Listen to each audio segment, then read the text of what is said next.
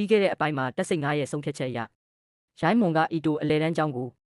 ရှုံးအောင်ကန်ရမှာဖြစ်ပါတယ်ဒီလိုနဲ့ရိုင်းမွန်အသင်းကရော့ကစားနေတဲ့အတွက်ပွဲအစမှာတင်တကိုးပေးလိုက်ပါတယ်တက်စိတ်9ရဲ့အကြောင်းတွေကိုမသိသေးတဲ့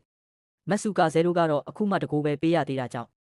စိတ်တက်မကြဖို့အသင်းသားတွေကိုပြောပါတယ်ဒါပေမဲ့ပွဲပြန်ဆလို့ဘောလုံးပေးနေတဲ့အသင်းသားတီစီကနေအီတိုအသင်းကဖျက်လူသွားခဲ့ပြီးသူ့ကိုတားဆီးဖို့လုပ်တဲ့မက်ဆူကာဇဲကိုလည်းလှလှပပပဲကြော်ဖြတ်သွားခဲ့ကတိုက်စစ်မှုဖြစ်တဲ့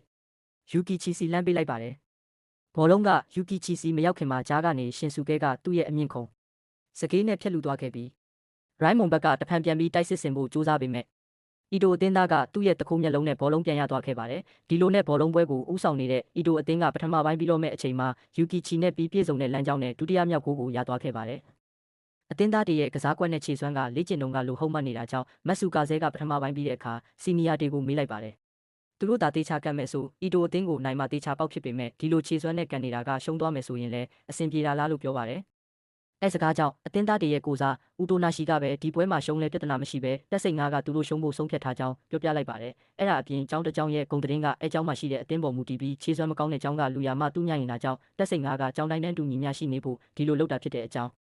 ရှင်းပြပါတယ်မက်ဆူကာဇဲကတော့ဒါဟာလက်ခံစရာမရှိပဲသူကစားခြင်းတဲ့ဘောလုံးကဒီလိုမဟုတ်တာကြောင့်မဖြစ်တဲ့ကြောင်းပြန်ပြောပါတယ်အဲအခါရှင်တိုကဒေါသတကြီးနဲ့ဆန်ဂိုကူဟာဘောလုံးကိုတားနိုင်ရတဲ့လှုပ်ပေးခဲ့ရတဲ့ခံစားချက်ကိုပြည့်ရလားဆိုတာနဲ့သူတို့အားလုံးကလည်းတကယ်အနိုင်ကန်ကျင်ကြတဲ့လူတွေပဲဖြစ်ပေမဲ့အဲ့လိုသာလုပ်မယ်ဆိုရင်သူတို့ချစ်တဲ့ဘောလုံးကိုတစ်သက်လုံးကစားရတော့မှမဟုတ်ကြောင်းပြောကထွက်သွားခဲ့ပါတယ်ဒီလိုနဲ့ဒုတိယပိုင်းပြန်ဆချိန်မှာတော့သူကစားခြင်းတဲ့ဘောလုံးဆိုတာဒီလိုမျိုးမဟုတ်ကြောင်းမက်ဆူကာဇဲကအတွေးပေါင်းများစွာနဲ့ရက်နေခဲ့ပြီးအီတိုအသင်းသားကလည်းသူ့လမ်းကြောင်းမှာပိတ်နေတဲ့မက်ဆူကာဇဲကိုသူ့မြင်တိုက်သွားခဲ့ပါတယ်အဲနောက်မှာတော့တတိယမြောက်ဂိုးကိုလည်းယူကီချီကပဲသွားခဲ့ပြီးဒါတွေကိုရက်ကြည့်မနေနိုင်တော့တဲ့မက်ဆူကာဇဲကလည်းအခုကဘောလုံးကန်နေတာမဟုတ်ပဲဖျက်ဆီးနေတာလို့ပြောလိုက်ပြီးအီတိုအသင်းကစီကနေဘောလုံးကိုလူယူသွားခဲ့ပါတယ်မက်ဆူကာဇဲကရှင်တိုစီဘောလုံးပေးလိုက်ပေမဲ့အားများသွားတာကြောင့်အီတိုအသင်းသားစီပြန်ရောက်သွားပေမဲ့လက်မလျှော့ပဲထပ်ပြီးလူပါတယ်မက်ဆူကာဇဲကသူ့ရဲ့ကိုအနာခံကဘောလုံးကိုလိုက်လူနေပြီးဘောလုံးရတဲ့အချိန်တိုင်းမှာလည်းရှင်တို့စီပို့ပေးနေပေမဲ့ရှင်တို့ကတော့မတိကျင်အောင်ဆောင်နေခဲ့တာဖြစ်ပါတယ်ဒါပေမဲ့ဘောလုံးကိုချစ်လို့ကစားနေတဲ့ရှင်တို့အတွက်အချိန်ကြာလာတဲ့အခါမှာတော့သူကိုယ်တိုင်တော့မသိလိုက်ပဲမက်ဆူကာဇဲပေးလိုက်တဲ့ဘောလုံးကိုကွင်းလယ်ကနေဂိုးပေါက်စီတန်းကန်လိုက်ပါတယ်ဒီလောက်ရက်ကိုဆူရုကီအပါသူ့ညံ့ရဲ့အသင်းသားတွေအားလုံးလည်းအံ့ဩသွားခဲ့ရပြီးအီတိုအသင်းကဂိုးသမားကစုံထိန်ဖန်ဘောနဲ့တားပေမဲ့ဆန်ဂိုကူလိုမဟုတ်ပဲတကယ်မတားလိုက်နိုင်တာကြောင့်ရိုင်းမွန်အသင်းဘက်ကဂိုးရသွားခဲ့ပြီးကစားပွဲကလည်းပြီးသွားခဲ့ပြီဖြစ်ပါတယ်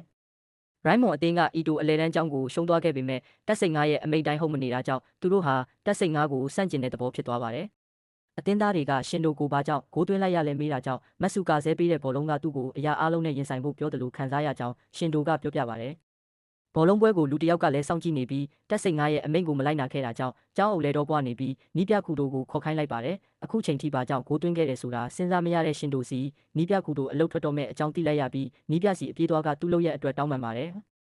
ခူတိုကတော့သူအလုတ်ထွက်ရတာမှန်ပေမဲ့ရှင်တိုကိုသွင်းတုံးကရခဲ့တဲ့ခံစားချက်ကိုတော့ဘယ်တော့မှမမေ့ဖို့ကာထွက်သွားခဲ့ပြီးအဲနောက်မှာတော့လူတစ်ယောက်စီကိုသူတို့အစီအစဉ်ဆက်လိုက်တော့ဖို့ပြောလိုက်ပါတယ်စိတ်ဝင်စားရင်အပိုင်း6ကိုနောက်နေ့မှာဆက်ပြီးတင်ပေးသွား